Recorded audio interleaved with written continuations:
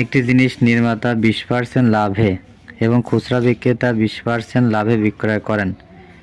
যদি ওই জিনিসের নির্মাণ খরচ 100 টাকা হয় তবে খুচরা মূল্য কত হবে?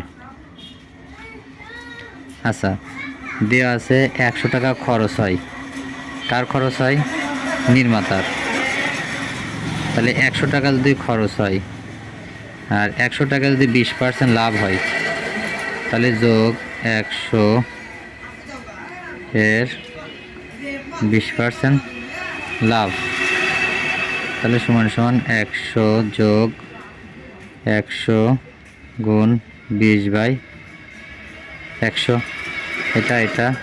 এটা কাটা, তাহলে 100 যোগ আর এই 20, তাহলে কত হচ্ছে?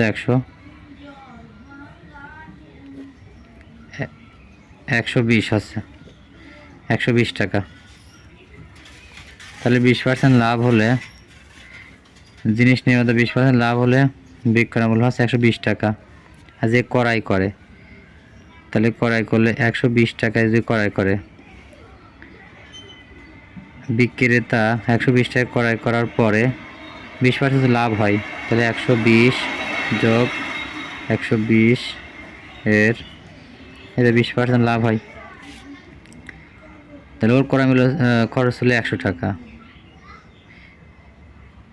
নির্মাতার খরচ হলো 100 টাকা, আর বিক্রেতার খরচ 120 টাকা। তাহলে 120 যোগ 120 গুণ 20/100, এই শূন্য এই শূন্য এই শূন্য এই শূন্য, তাহলে সমান সমান 120 যোগ এই 12 দুগুণে 24, তাহলে হলে মোট হলো 144 টাকা। তাহলে আমরা পারলাম, কি আছে প্রশ্নে, খুচরা মূল্য কত? খুচরা মূল্য 144 টাকা, এটাই উত্তর।